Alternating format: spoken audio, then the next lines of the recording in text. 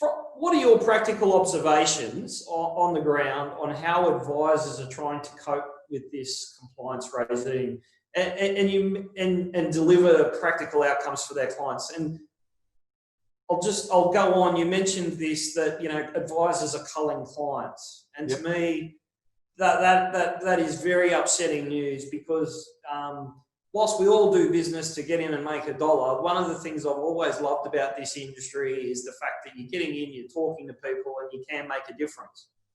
And the people that you can make the biggest difference are really the people that need the most help, and they're starting out. That sort of thing, if that is indeed no longer doable, that's got to be a poor thing for everyone. Yeah, look, people talk about this idea of advisor alpha and being, advisors delivering this net benefit to most people who use an advisor, and that's often in the way it's delivered. That alpha is delivered in the way of stopping people from making dumb decisions.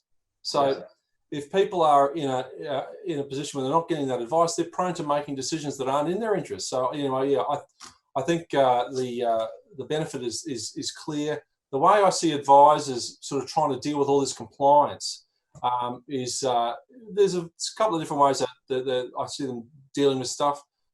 They're certainly trying to push the better position aspect of advice to their clients. So look, the best rule of thumb I've got here is to say, if I feel I'm putting you in a better position, I'm sort of meeting my core objective. They've got to talk about the kind of conflicts where they're forced to talk about all sorts of conflicts now. There's uncertainty about that out in the market, about what is to be disclosed and what's not, and how relevant it all is. A lot of templating going on, obviously with documentation to try and minimise time you've got to spend on repetitive tasks, but often also just telling people, look, all this stuff I've got to give you, it's sort of, the core purpose we're delivering here, which is to help you. We're going to give you all this documentation because the government's mandating it, but they're telling you have to have it. Yeah.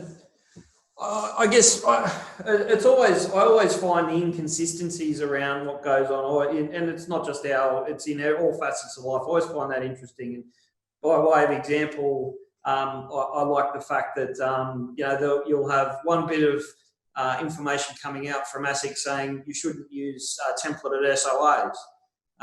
You shouldn't use cookie cutter approach.